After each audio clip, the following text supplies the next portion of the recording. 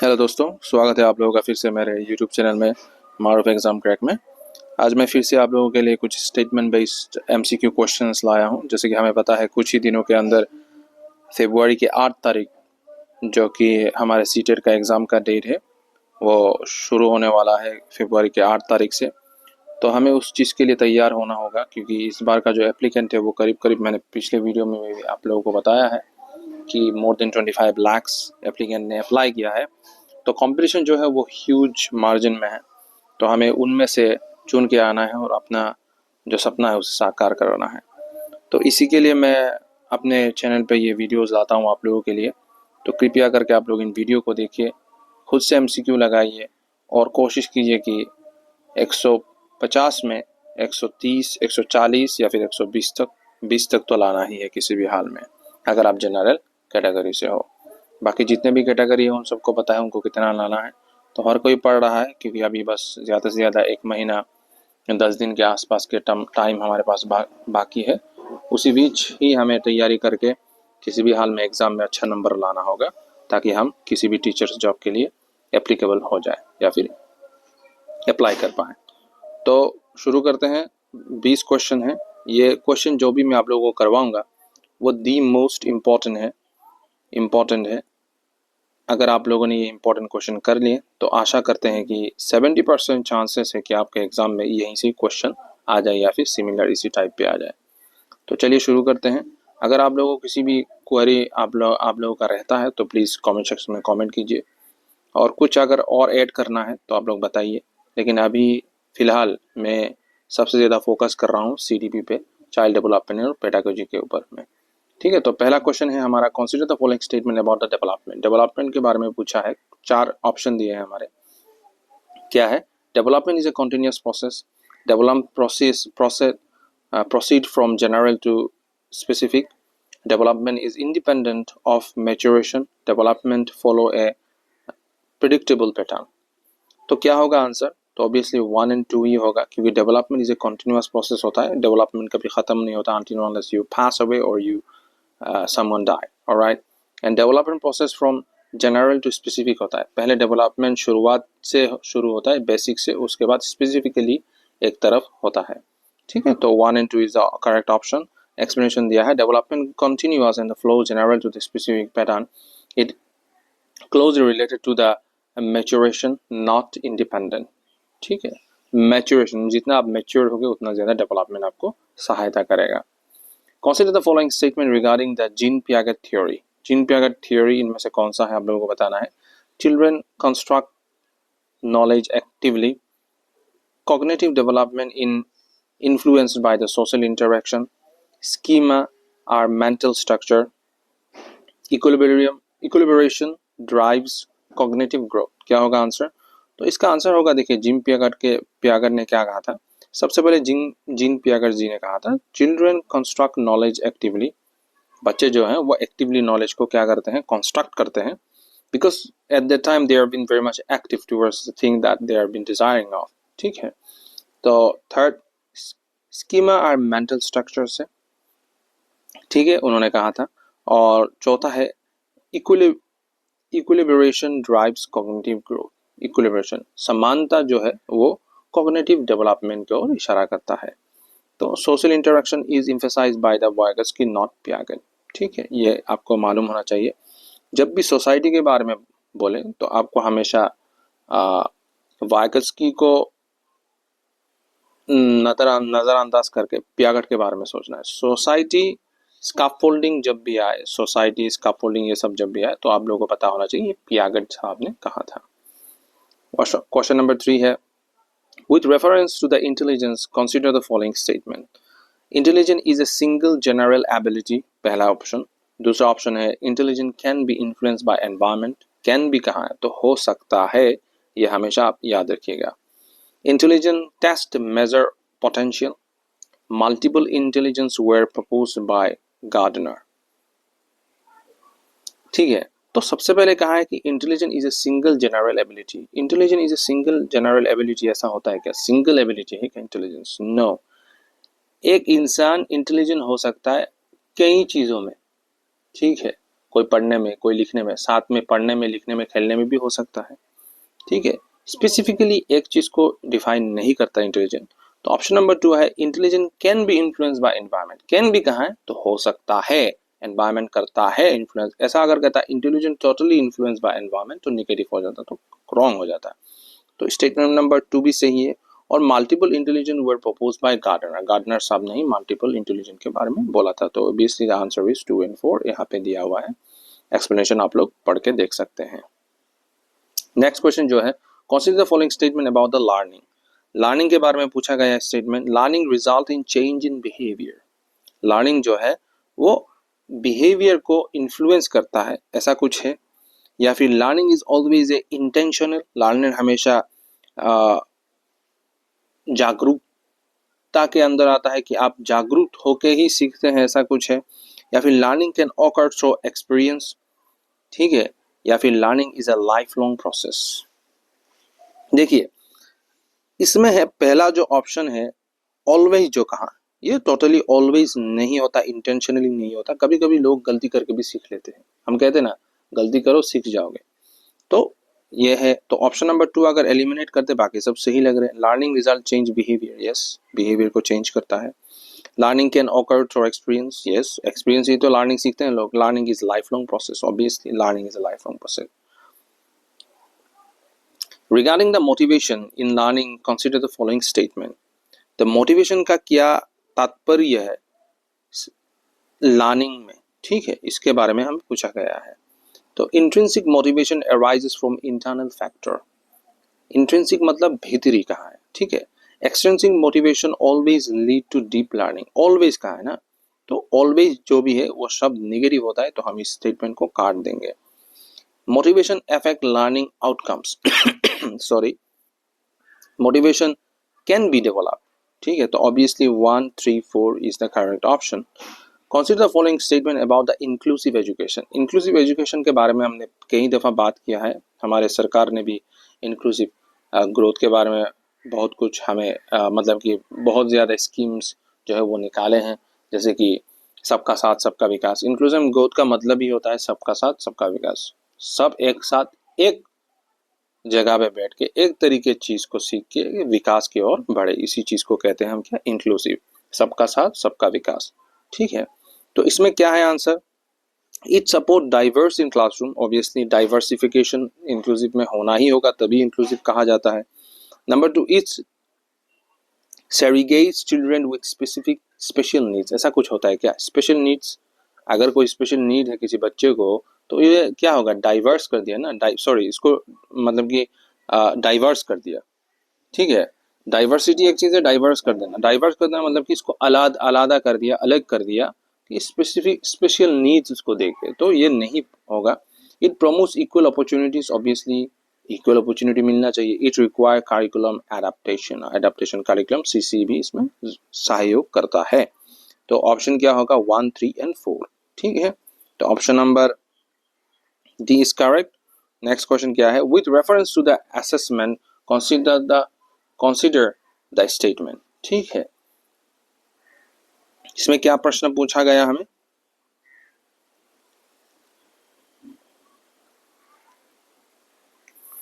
तो इसमें पूछा गया है with reference to the assessment consider the following statement कहा गया है, ठीक है। ऑप्शन नंबर 1 है formative assessment is assessment for learning, summative assessment is help in diagnosis, CCE emphasize continuous evolution, assessment should be child centered, ठीक है। Formative assessment is assessment for learning, formative जो है वो लर्निंग के लिए use होता है। Submissive assessment help in diagnosis नहीं है, सबमिटिव असेसमेंट से हमें डायग्नोस हम नहीं करते हैं, ये आपको पता होना चाहिए। और CC emphasize continuous evaluation, obviously CC curriculum activity से हम कॉन्टिन्यूअस एवोल्यूशन देखते हैं कि कौन सा बच्चा कौन से क्षेत्र में अच्छा है। Assessment should be child centred, assessment should be child centred, obviously अगर चाइल्ड सेंटर्ड नहीं होगा तो क्या चाइल्ड सेंटर्ड होगा, तो कॉमन सेंस की बात है। तो obviously 1, 3 and 4 is the correct answer. Diagnosis होता है फॉर्मेटिव असेसमेंट के जरिए, ना कि सबमिटिव असेसमेंट के जरिए, ठीक है, इसको आप याद रखिएगा। Regarding the Vygotsky theory consider the following statement. Sorry, तो पहला पूछा है कि वाइगोस्की थ्योरी से कंसीडर, इनमें से कौन सा स्टेटमेंट वाइगोस्की थ्योरी को पूर्ण करता है, ठीक है। Learning process, proceed development, zone of proximal development is key, social interaction has no role, language is a cultural tool. देखिए इसमें होगा social interaction has no rule. अगर सोशल रूल नहीं होगा तो भाई इंटरेक्शन कैसे होगा, लोग सीखेंगे कैसे, बच्चे आगे बढ़ेंगे कैसे?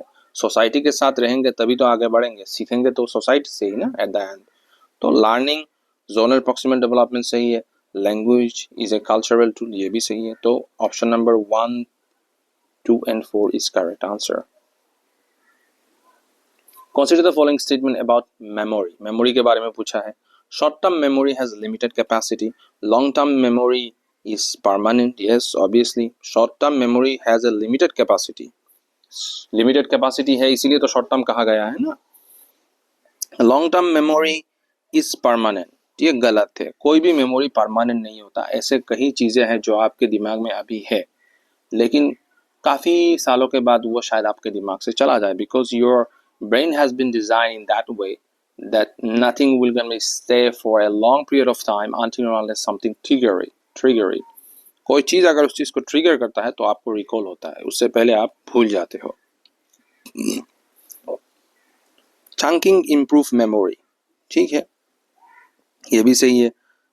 रिहर्सल एड रिटेंशन, ऑब्वियसली ये भी सही है।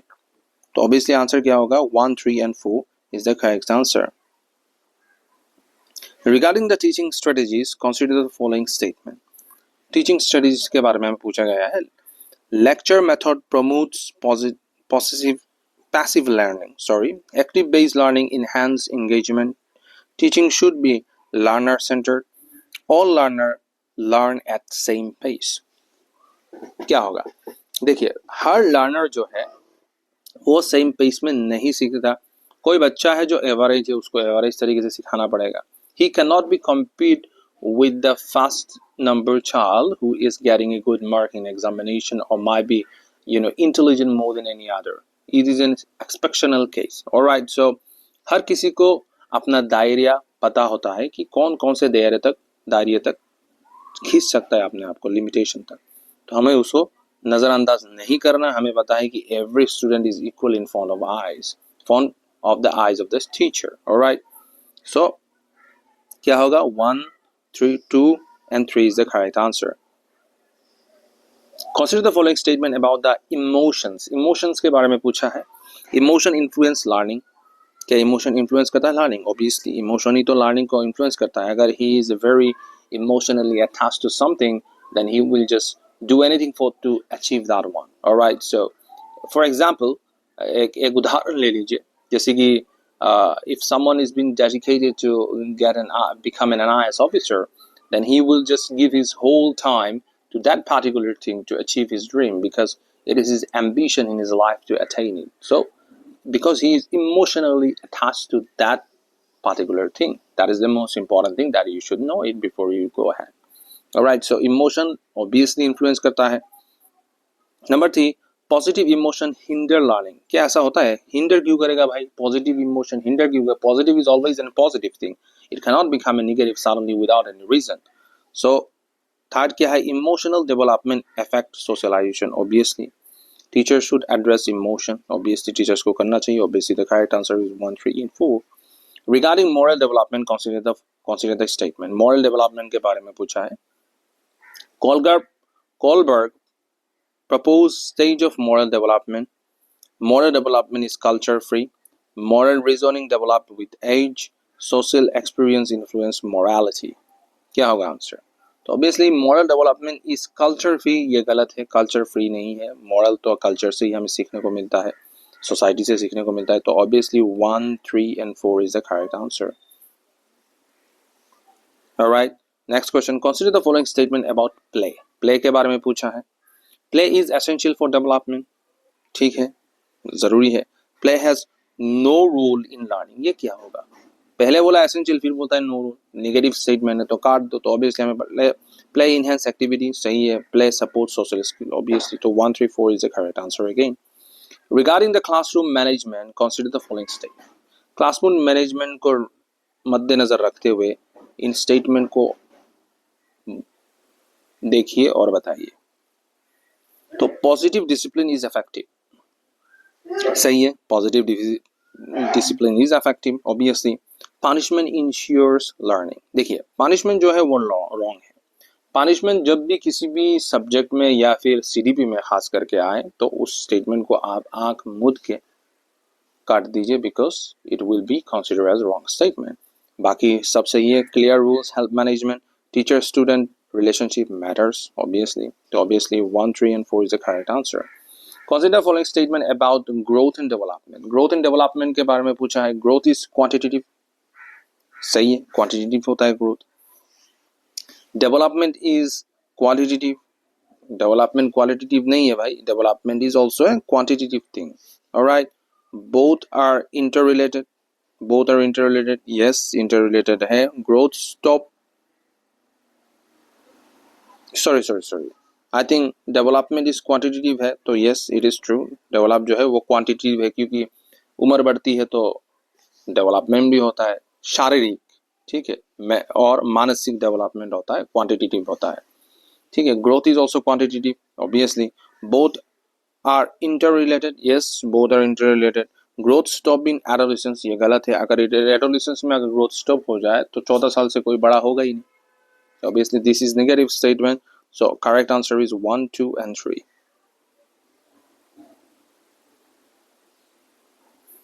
ठीक है। Regarding the learning theories, consider the following statement. Behavior focus on observable behavior, सही है, फोकस करता है। Constructive emphasize active learning, yes. Constructivism emphasize active learning, ये भी सही है। और cognitive ignores mental process, cognitive mental के बारे में ही पूछ रहा है, इसको अपोज नहीं करता, ना कि इग्नोर करता है, तो ये स्टेटमेंट गलत हो गया। रीइंफोर्समेंट इज की इन बिहेवियरिज्म ऑब्वियसली, तो आंसर क्या होगा? 1, 2 and 4 is the correct answer. Consider the following statement about the attention. Attention के बारे में पूछा है, हम कई दफा पढ़ चुके हैं अटेंशन के बारे में, आप मेरे प्रीवियस वीडियो में जाके चेक कर सकते हैं। Attention is a selective purpose, attention cannot be sustained, गलत है। attention is an selective, sustain किया जा सकता है। interest enhance attention, yes interest बढ़ाता है attention को। teaching aid improve attention, obviously teaching तो improve करने के लिए है attention को। regarding the adolescence, consider the statement, adolescence को मद्देनजर रखते हुए निम्नलिखित में से कौन सा सही है? It is a period of rapid change. Exactly, it is a period of rapid change. There is no doubt. Peer influence distresses. Sorry, peer influence decreases. ये गलत है, कैसे होगा? ठीक है। Identity formation occurs. Obviously, identity formation occurs है। 14 साल के बारे में पूछो, उसके बारे में वो बोलेगा कि मुझे रोनाल्डो बनना है, कोई बोलेगा मुझे डॉक्टर बनना है। उनको पता चल जाता है उस उम्र में कि उन्हें किस दिशा में जाना है और क्या बनना है, because they can choose now. Alright, so that is the most important thing at the time of adolescence. You should know it before you try to do it. Emotional instability may be seen. Yes, instability होता है, emotional नखरेबाजी ज्यादा बढ़ जाती है, हम सब गुजरे हैं इस चीज से। Next question, consider the following statement about teaching aid कहाँ है? teaching aid के बारे में हमें पूछा है। They make learning concrete. They distract learners, obviously. They distract learners, नहीं है, गलत है। They support retention, yes. They cater to diverse learners, ये भी सही है, तो option number D is correct. Next question, last question है जो हमारा, वो है regarding teachers role consider the following statement. Teachers role का जो है उसे लेके कंसीडर कीजिए निम्नलिखित में से। Teacher is facilitator, obviously facilitator ही है। टीचर्स डोमिनेट्स लर्निंग ऑलवेज, गलत है। टीचर डोमिनेट क्यों करेगा भाई? टीचर सिखाने आया, डोमिनेट करने नहीं आया, ये सबको पता है, it's an logical thing. Teacher guides learners, obviously teachers guide करता है, टीचर का काम ही है गाइड करना। Teachers motivate students, obviously teachers also motivate students, तो obviously the answer is D 1, 3 and 4. Hope you really like this video guys. If you really like this video, go ahead, do subscribe, do like, do share with your friends, and आशा करता हूँ आपको ये video अच्छी लगी। मेरे ऐसे ही video और भी हैं सीटेट के, आप जाइए, मेरे प्लेलिस्ट में दिया हुआ है, धूमधाम से पढ़िए और सीटेट क्रैक कीजिए। Hope you really like this video. Bye bye, have a nice day, see you in another video.